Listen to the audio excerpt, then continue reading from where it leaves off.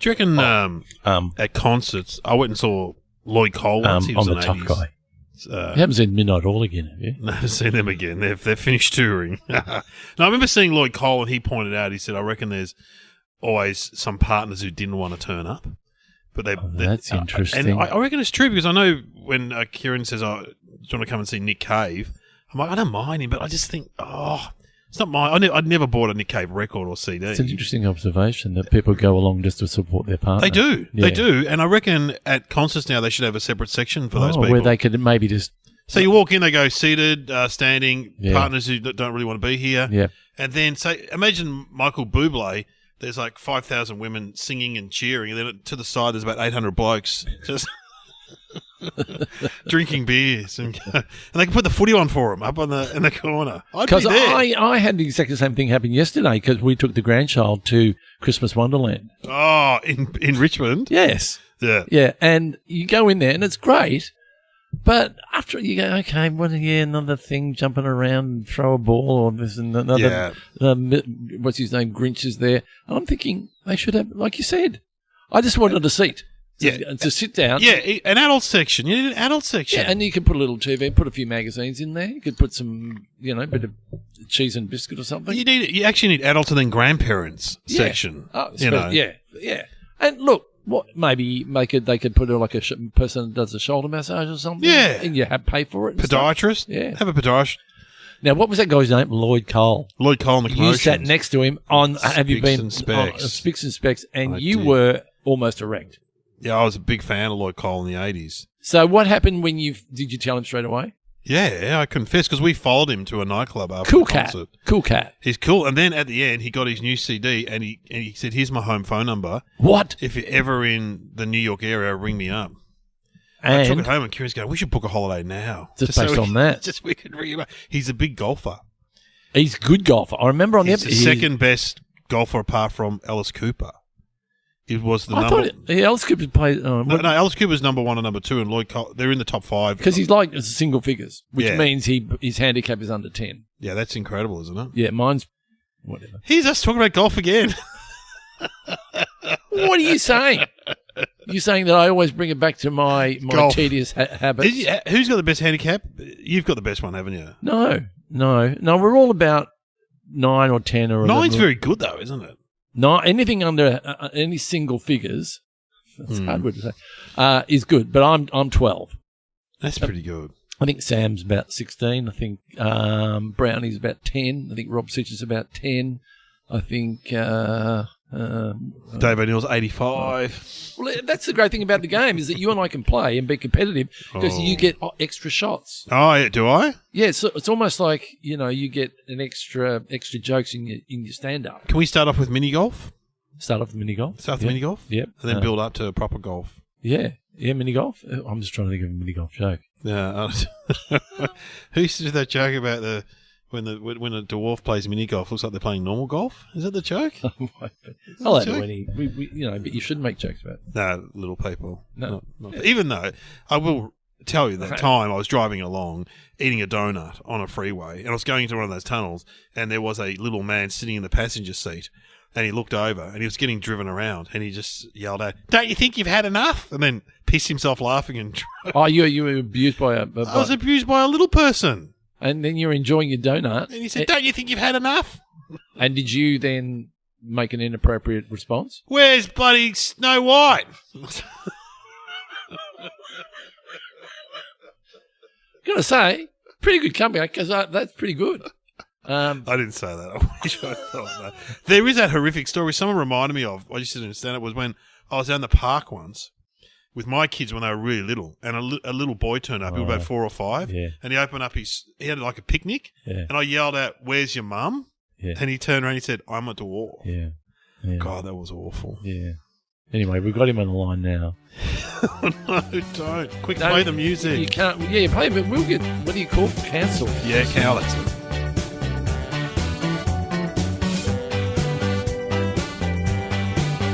Welcome to Somehow Related Now. Please welcome your hosts Glenn Robbins and Dave O'Neill.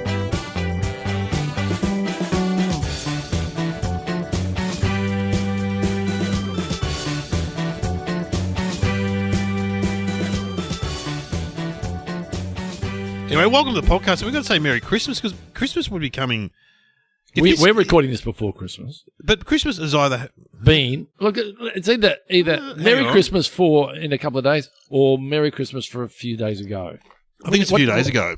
On Saturday, is it? Yeah, I think it was on Saturday. Yeah. Did you have a good one? Yeah, what'd you get? I had to pick up Mum from the nursing home and take her to my brother's house. And they'll come and what an idea, we're going to Alex and Robin's place. And that's right, the chef's cooking. Yeah. Can't wait to get the report on that. What he cooked. Already Didn't he show you the menu? Yeah, well, I got him to write it up, when you get on the airplane. And then you go, I'll have that, I'll have that, don't want any of that. Can you do that without that? I'm going to cook the turkey. I'm cooking the turkey. My brother's going to cook some pork. Well, you're not going to cook a whole turkey. Yeah, I'll cook a whole turkey. Is your oven big enough? Yeah. Yeah, I don't like those turkey rolls and all that. I like the real thing. I want to see the animal. Fair enough. I want to see the animal. You wouldn't want to be... you wouldn't want to be a turkey. You wouldn't want to be a turkey? No, it's just a life building up to something, isn't it? Yeah, like in the US. How many... Thanksgiving, yeah. Then again, how many chickens? Well, we eat a lot of chicken. Come on, Sam. Anyway, Merry Christmas. Happy New Year coming up. I say that with reluctance sometimes because I have a good Christmas. What does that mean? So when people say to you, drive safely, you go, what does that mean? Was I going to drive like a maniac? Because I was thinking about driving like an idiot, but you've told me to drive safely. Oh, thanks for that. I know. Yeah. Geez, I'm an old Grinch. Ha ha! Christmas time. Okay. What other topics, Sam? Give it to us. The actor Harvey Keitel, women's shoes and stenography, the profession. Wow, Sam. You've gone all out. Do you reckon she did it because it was around Christmas? I reckon. He's bored. Harvey Keitel, he's great, isn't he? He was in Bad Lieutenant and The Piano. He was nude in The Piano. Was he? Did you see his... Because I'm watching that show... you saw his stuff. Oh, Lotus. The Lotus one. The White Lotus. White Lotus series 2. Haven't seen it yet. Pretty keen to show dicks. Yeah, remember the first series a man did a... I know. It's disturbing. And unnecessary. And Alex, friend of the show, told me they did it with, animation. Fake? Animation. Yeah. Oh, it was a CGI. CGI, that was the word I was looking for. So some poor guy in Korea had to make a real poo on a computer screen. How's work today, Dal? Yeah. Well, you know what? What are you animating? Because it looked real. Little ducks or something. Animated. What are you doing? The Simpsons? That'd be good, or it's maybe a Christmas story or something. Show the White Lotus. Nah, to make it shit comes out of someone's ass. Oh, he won. What? He won a Golden Globe though, an Emmy, didn't he? He's an Aussie. That guy, Murray. No, the guy had the crap into the suitcase. Yeah, he's an Aussie. Well, anyway, he's very good. There was a scene in that where a guy pulled his pants down and his penis, I'll call it penis, dropped down between his legs. I'm going, that's a fair penis. Is that real? Or is it a Boogie Nights? Oh, Boogie Nights is where they put prosthetics, Yeah. Anyway, so why? Oh, because he was in the nude. Harvey was in the nude. Yeah. He always does stuff with De Niro, doesn't he? He's great. He's like that intense kind of actor. You know what he is? What is he? He's morally ambiguous. Is that? Oh, that's. I remember. He's morally ambiguous tough guy, which I reckon. In other words, there's always something going on with him. Yeah. You know what I mean? There's always his ability to deliver subtext is quite powerful, but he's always kind of a little bit scary. Has he ever done a comedy? You reckon? No. See, De Niro's been able to cross over. He did Meet the Parents. He was funny in that. Oh, but De Niro, yeah. I don't. Scorsese. Reservoir. I was going to say Reservoir Dogs. Oh, he's sort of funny in that, isn't he? Oh, he's sort of intense. I can't. I liked Reservoir Dogs, but he was great in it. He was the pimp in Taxi Driver. Hey, what do you want? Remember, he's wearing a white singlet, standing on the street, and De Niro's just staring at him because he's the guy that's selling the young girl. It's terrible what he was doing. Pulp Fiction, he was in that, wasn't he? I think he was. Yeah, he's in a lot of Tarantino stuff. Who was he in Pulp Fiction? Oh, I don't know. There was so many different storylines, Glenn. So confusing. Yeah. But he's one of those classic actors. Was he the gimp in the suit? You know what he's got? He's got something going on when he's got nothing going on. Because some actors, when they just stand there, they've got it. Do you want to hear a fact about Pulp Fiction? You know the gimp? When the gimp's they released the gimp? So, okay, the big black guy, I think it's a black guy walking across the road with coffees and a car hits him. Right. And then he ends up in like this dungeon. Right. And they have this guy in a gimp suit come out. And they play music. Anyway, Quentin Tarantino really wanted My Sharona by The Knack. You Oh, really? My Sharona. Because you play the bass, you'd know. Oh, that's a great bass line. Yeah. But the guy that wrote the song, the lead singer, is a Christian and said no, he refused to let the music. Fair enough. Fair enough. Yeah. He wants your music. He's wrote a great song and some gimp's getting. I don't know, anyway. Do you reckon Harvey Keitel's still acting? Or has he retired? I think he's in his 80s now. Who's that guy that retired? Gene Hackman? He retired, didn't he? Oh, you're thinking about the other guy that's not well. Yeah. No, it's Gene Hackman who retired. Wasn't it Gene Hackman who retired? Oh, no, okay, Gene. Well, there's another Great actor, but he retired. He's not another one who's for got 5 something years. going on with it. Because, if you just sit here, you just sit there. I'll just look at you now. You just sit there. Don't pull a face. Just sit there. Right. Oh, yeah, you're emoting. Okay, I'll emote. Watch this. I'll emote. Am I emoting? I suppose Not really. I don't think you and I are emoters. No. Because you know what? Some people are automatically funny or automatic emoters. Yeah, it's true. You're like, De Niro's an automatic emoter. Yeah. And here come the burgers. All right, we will return.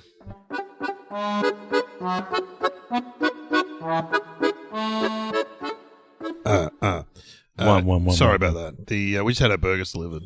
So, is it rude?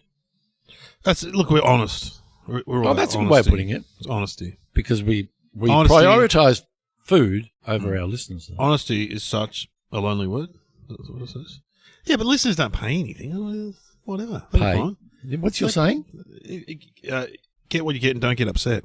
Yeah. I had a hamburger and so did you. Yeah, it's good. We're gonna work on our hamburger day here. It's gonna happen. Hamburger day. Or whatever it is, Can you hear me sucking my teeth? Not really, no. Oh, that's good. Because I am. Well, we've talked about Harvey Keitel. I don't know more about actor, American, very good. Academy Award, I don't know. He's one of those guys that just there, always delivers. When you see him come into a thing, there's something about him that he... Very good. It'd be hard to do a scene with him because, and he was in the piano. Got his gear off. Piano. Did you see his thing? Yeah, you did. Did you? Yeah, you did. Yeah. That'd be hard if you're an actor. Well, you've done it. We've talked about that before. But I didn't want to. Anyway. Excuse me. Oh, that's terrible. I'm having a reaction. Sorry about that. Nothing worse than pick up the phone. You know what I hate? When people pick up the phone and they're eating. Yeah, I know. I do that. Do you do that? I'll probably talk to you or me. Yeah. Hi. You know what the worst is? An apple. No, don't do it now. See? Yum. Because I think you see the phone, it rings. You're eating. Finish what you're eating. Sure. Then ring the person back. Sure. Okay. Yes, Dad. Yes, Dad. Ladies' shoes, was that it? Women's shoes, I think it was. God.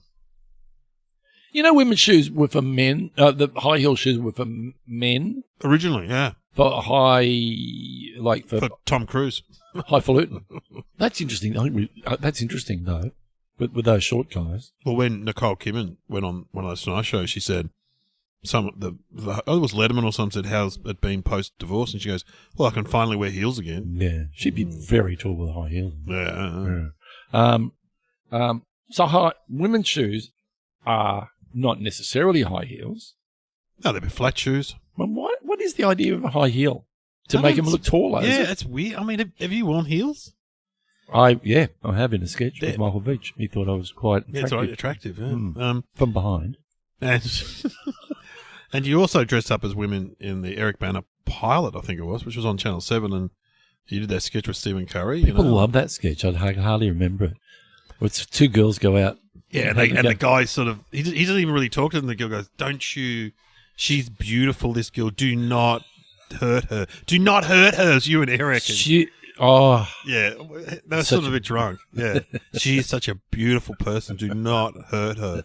And you look good as a woman. You look good. Eric, not as good. You look good. But I wore heels like I did drag once. And I just took them off. That's too hard. Bad for your back. Oh, I thought I was going to fall off the stage. Yeah, we dipped our lid to the ladies that, and there was a certain type of shoe, a stripper shoe, that has got high heels plus they're stacked. Oh, it's too hard. Yeah, I've never worn one. Sorry, you see, like people like J-Lo and that dancing in them. I know. It's incredible. Yeah. It's like being on stilts. Yeah. Women. Do you reckon they'll go out of fashion eventually? High heels? Women love shoes. Women love shoes. Do you have an equivalent thing that you love as much as a shoe? Food. Well, there you go. It's interesting. Yeah, my partner says, I don't have that many pairs of shoes, but seems that a lot of women have shoes, more shoes than men. Yeah, and some they love them, but there is some guilt because they realise I never get to them. Sometimes they've still got the tag on them. Imelda Marcos, famous. How many shoes did she have? Thousands of pairs. Disgusting. Really? You could still drop that as a reference in stand-up. A bit of Imelda Marcos over there. Yeah, on the Virgin. Older crowd. Yeah. Older crowd, maybe. Older crowd. But who would have done the first lot of shoes for ladies? What would they have been? Were made from leather? Barter Scouts. Barter Scouts with the compass in the heel. That always got stuck because you... Yeah. Go to Speeds. Yeah. Speeds shoe shop at Boxhill Plaza. You sell some decent shoes. Girls... that's another one that everyone refers to when they go to the Melbourne Cup. The girls put their shoes over their shoulders. Yeah, they carry the shoes. Yeah. But I think it can be an addiction for women. Shoes. Yeah. Yeah. And is it brand related? I guess it is. Yeah, there are famous shoe brands. Mm. We've just said Barter Scouts. It's the only one we can come up with, but there's got to be some. A heel. What is it? Those heels, those shoes. No, I can't think of them. But there's not only shoes. I guess there's women's boots as well. Oh, boots. Lace-up boots. Big. Oh, hello. Yeah. Hello. Yeah. Yeah. What else? Gee. Oh, I don't know what else we can say about women's shoes. Really? Do they go and try them on in a shoe shop? I assume they do. Yeah. Yeah, just normal shoe shop. Put one on, and then they walk around a bit lopsided because they've got one on. They've got a flat shoe and a high shoe. Look in the mirror. Yeah. Oh, I like that. It's always a bit of a sexy moment though if girls are, like in a movie, when the shoe has slightly come off and it's just hanging on when they're sitting down. Oh, I know what you mean. Yeah, I think there's a famous poster. Yes. And the show is that. Now here's something that I'm really interested in. It's like when you wear thongs. What does it mean when someone says, "I'm waiting for the other shoe to drop"? What does that mean? Is that for the penny to drop to the? It's like the penny to drop, isn't it? But where is the shoe and where is it dropping? True. Drop on the floor. Is it like you've got one off and you're waiting for the other one to drop off? It's not like you're about to come into reality. Is that what it is? I don't know. That's a very good question. You're going to sneeze. I got 3 chips in while you were sneezing. Oh, God. I'll get a 4th. Oh, no, you can't do that. Just did. You're going to be in the left-hand ear or the right-hand ear, whatever ear those coming out of. Well, you got sneezing in your ear and eating in my ear. Oh, good luck. Okay, on our promotion, we can put the top chip-eating, sneezing podcast in the world. In the world. In the world. Ladies' shoes. No, I got nothing. Ballet shoes? Oh, yeah. But they're similar to men's shoes, aren't they? Yeah. They're not heeled. But they got the thing. My mum used to do ballet, and her toes got messed up. Oh, yeah. Let's do. What was the other one? A stenographer, which is the court stenographer. Now, do they still exist? They must. Because they must have a digital thing now. They just push a button. And it records. Yeah. But why didn't they record back in the day? We've been able to record things for a long time. Yeah, but, I mean, they still need a record of the court case, so someone's got to listen to that recording and type it out. So why not just do it on the spot, I assume the thinking was. But why didn't they... Yeah, but hang on. Why didn't they do that in the first place? Well, they did. Well, no, hang on. The stenographer would type it out. Yeah. Right? Yeah, but it would be in... What is it? It's in... It's in shorthand, no? Is it shorthand? No, I don't think so. No, they're not typing out. They're not typing in shorthand. Dave ate some chips. Are they? In shorthand, they're writing. It's little curly ones and things with tails. I don't think they're doing shorthand. They type it into a typewriter. Yeah, but it's a special machine that's shorthand. Oh, is it? It's not a typewriter. Isn't it? No. Huh. It's got special letters. No. God, you want to be able to type pretty well. No. It's a machine that does... You've seen them. They're quite small. No, I didn't know. No, that was a different machine. I had no idea.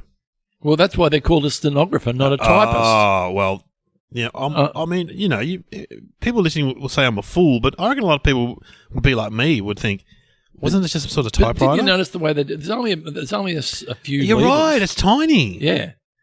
Like a stockbroking thing. I did a sketch on Tonight Live with Rolf Harris and Steve Izard. Oh, hello. And they got into an argument. I want to go back to WA. That's Rolf Harris. Sunrise early in the morning. And in the sketch that I wrote, they did the interview, and then they had a Steve called him up on a point that he made, and he said, "Oh no, I didn't say that." And you did say it, you didn't say. Well, anyway, let's go to the stenographer. And we had a stenographer there doing it. Wow, really? Yeah, it was good. So it must be a special skill doing a stenographer. Oh yes. Do you do that at TAFE, or where do you do that? You do that at. It would be, I think, it must be TAFE these days. It's like going from being a nurse to a midwife. You go typist, then you go stenographer, I reckon. Right. Hello to any stenographers out there who aren't working anymore because... Yeah. I just reckon... Do they still have them?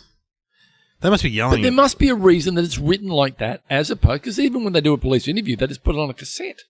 Yeah. Didn't you love typing at school? You typing at school? It was an option. I didn't do it. Can you? How many fingers can you do it I can with type now just because I've been writing scripts and stuff. So how many fingers? No, I use all my fingers when I type. I'm not a 2-finger typist. What do you think of us 2-finger typists? I look down on you, frankly. Of course you do. So do you use your little finger? Yeah, I'm just practicing typing now. I must admit, when you type up things, the sketches we've worked on. Oh, yeah. How many words a minute are you doing? There was a great sketch on Fast Forward where the woman comes back from working. She's been at home with kids. Yeah. And the guy says, "So you've been at home with children and we've got Apple computers now." So, and the woman goes, "Oh, I only work with typewriters." He goes, "It's exactly the same. I'll open up a file for you and you just write down copy the document there, my handwritten document." And so she goes, "Oh, okay. Oh, I see." And so she gets to the keyboard and she types, get to the end of the sentence and whacks the computer off the desk. Because in the old day, you used to whack the thing, didn't you? You had to whack something. You know what I'm using now? I'm using the voice. Oh, yeah. But doesn't it get things wrong? Oh, it's pretty good once it gets to know. Yeah, but you can argue that you have to go back. It takes as long to go back and correct the mistakes. So you're sending Auntie Joan a message and it says, "I hope you find her penis." And it's like, Glenn sent me something, so I hope you find huge penis. No, that's meant to be happiness. You do have to go over and do a fact check, do a check to make sure with it. But it does feel good. Yeah. I just have a double button on the end. I go tap tap. Dear Dave, those jokes have you sent me a message? Were offensive, and I think we should edit out the stuff you did about penises. Yeah, right. Yeah, and then you'll write back. You'll just send an emoji of. I say, I quit. I not sack. I quit, and then you get back. I nut sack. Because your emails are quite short. Yeah. I keep it short. I can't be bothered. You can't be bothered, but I can't be bothered. Do you write sincerely or cheers? I normally write cheers. Yeah, I just write my name because I've already put the thank yous in there, so I don't need to. Depends what sort of mood I'm in, but yeah. Get to the fact. But I thought if I ever wanted to write a book, and I don't, it wouldn't be a bad way to do it. But would that be? You've always written yours with your fingers? Yeah. Because you can tell the ones that are recorded, they just have a certain tone to the writing. You sat and just talked into a tape recorder with this. Or with some of them, they tell a journalist, and the journalist writes it up, which is cheating, really. But unless the journalist gets the credit. Yeah, as if I did that. No. So if you're a stenographer, you would hear some pretty nasty shit. Oh, man, it'd be terrible in a courtroom. It'd be awful. You would be hearing... How was work, love? No, double murder. Yeah. Then we went to an arson. Yeah. Bank robbery. Yeah. So you wonder whether or not it would affect them. Because they're writing it down. Sure. Well, they've got to take it in because they're listening. And But maybe they just remove themselves from it. It'd be really good to know what happens to that document once it must be then translated into English from shorthand. Yes. Yeah, from their little machine. Yeah. Remember when they used to have typing rooms? Typing pools? Oh, I remember working in a place in a typing pool. Yeah. Yeah. Amazing. Nowadays, it's just, all those people that... And Jenny was being in charge of an older woman would be in charge. Irene's in charge of the typing pool. And you go in as all... Yeah. Ding, ding. At my high school in year 10, the girls... My neighbour did it. My neighbour went to my high school, my old neighbour, Ermi, and she did the secretarial stream in year 10 where you got to wear makeup and short skirts and learn how to type. And hang on. And then they'd all get jobs in real estate agents and stuff. That's why you can do it, isn't it? That's what's the mission behind. And you put the outfit on, didn't you? I wanted to do the secretarial stream. Dave. Pretty sure it was 100% women. You don't put the makeup on, Dave. No, you don't have to wear the dress. No, just wear your normal. Imagine breaking that to my dad, Kev, who was a fitter and turner. Dad, I've decided to go into the secretarial stream at Mitcham High. Yeah. Well, what the bloody? Nothing wrong. They were often, that period of those women, they were often would have been a part of some pretty big decisions because they would run their ideas past the secretary, and if the secretary pulled the face. It's so true. Even to this day, I know with gigs, booking gigs, and the CEO secretary is often the person who chooses the comedian. Yeah, yeah. And I ran it past Julie's secretary. She thought you were pretty funny out of all the people we looked at. Yeah. Yeah, and they have well, unfortunately, it was not stereotype, but it was sexist in that you didn't see any men. There were no men in the secretarial stream at Mitcham High. No. Zero. Now. Oh. Zero. Now you get male secretaries, male assistants. Yeah, because it's often a stepping stone in the world of politics and stuff. Like on Veep and all those guys that, they end up becoming politicians themselves or advisors. I'm going to put you on a spot here. If you're a big boss, so say you're a big boss of a chip company, make Dave's Chips, and you've got a big boardroom, would you have a secretary, and what sex would they be? Yeah, I would get a woman, but I would get a woman around my age. I would get not necessarily a mum, but an older woman, because I reckon they know how to cut through. They know how to. Don't take the bullshit. They don't take the bullshit. Look at this pub here where we're sitting, because I run comedy here. The best workers are the mums. Yeah. Because they know how to deal with the customers. Yeah, they're just like, oh, that's all right, Gary. Just sit down and we'll come over with your meal when it's ready. Yeah. Whereas intimidating men will intimidate the younger females and the younger men here. But I tell you what, you get a mum behind the bar, look out. Like Mel, who serves the meals here. Would you mess with her? No. No, I wouldn't mess with Mel. No. Don't mess with Mel.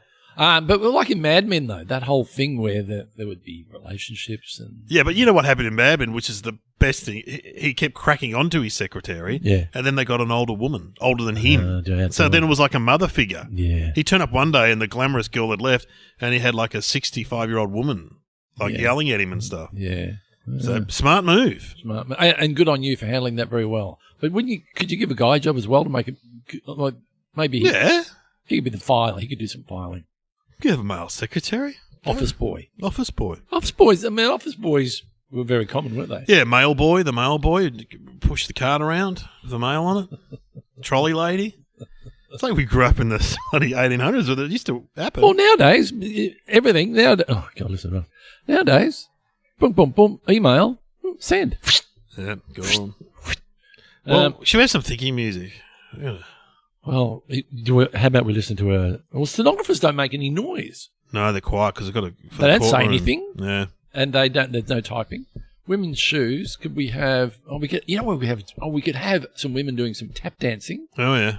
But then again, that's a bit boring. Get a Harvey Keitel scene or a Harvey Keitel movie. Oh, okay. How about we do a trailer? Because trailer... You know what you get with a trailer? Yeah. Again, because we have copyright, we get to get the music. What's the music from Reservoir Dogs? Great, yeah. My little green bag, dun, dun, dun. And I'm stuck in the middle. Yeah, stuck in the middle. So you can have a little memory lane down. It's a great movie. Great movie. Here we go. Face! Put the gun down! Here are your names: Mr. White, Mr. Blonde, Mr. Pink. Why am I Mr. Pink? Who cares what your name is? Yeah, that's easy for you to say. You're Mr. White. You have a cool-sounding name. Bam, bam, bam, bam, bam, bam. You're under arrest, sugar. Harvey Keitel, Tim Roth, Chris Penn, Steve Buscemi, Lawrence Tierney, and Michael Madsen. They're the Reservoir Dogs. Hey, Joe, want me to shoot this guy?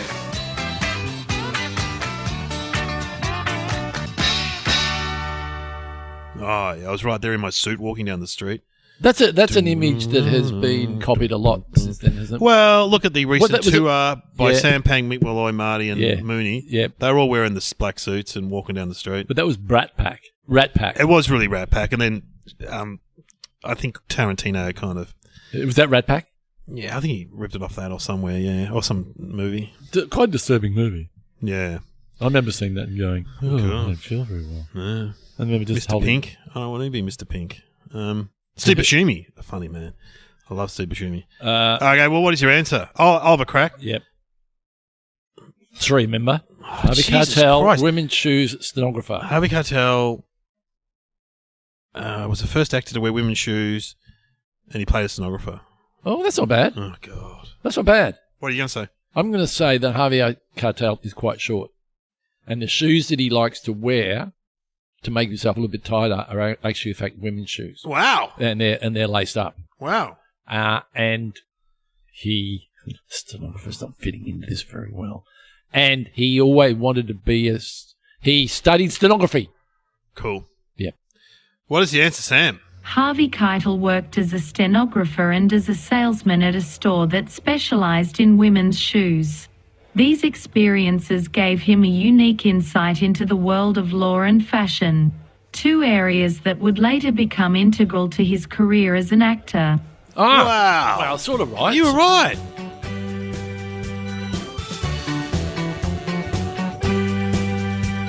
You have been listening to Somehow Related with Glenn Robbins and Dave O'Neill.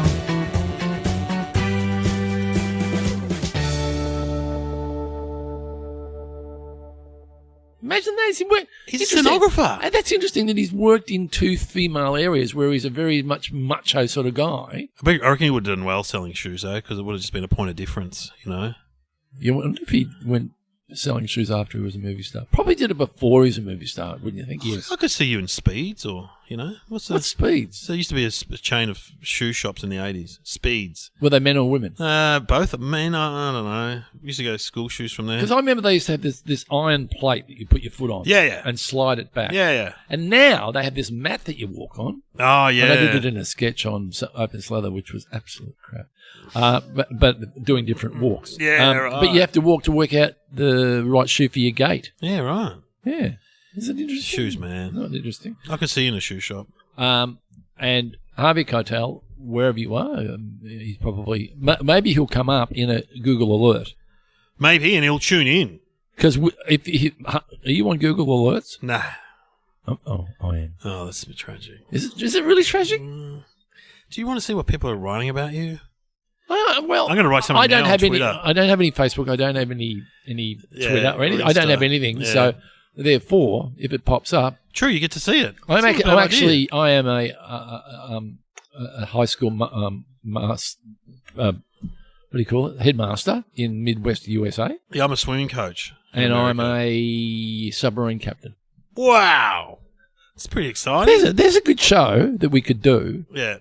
Oh, we've already done Glenn Robbins but we could go Glenn Robbins and Glenn Robbins as somehow related. Oh, wow. What a good idea. Dave O'Neill and Dave O'Neill. There we and we go. talk to Dave O'Neill here. We talk about your career. Yeah. And then we look up a Dave O'Neill that's a vet. There's one in my next street. He's a handyman. His name's Dave O'Neill. And he goes, I always wanted to meet you. Because every time I meet people, they go, Dave O'Neill, like the comedian. I go, well, that's interesting. Because I've always wanted to meet you. Because when I meet people, they go, I like Dave O'Neill, the handyman. He goes, really? I go, no. They're painting the fence. All right.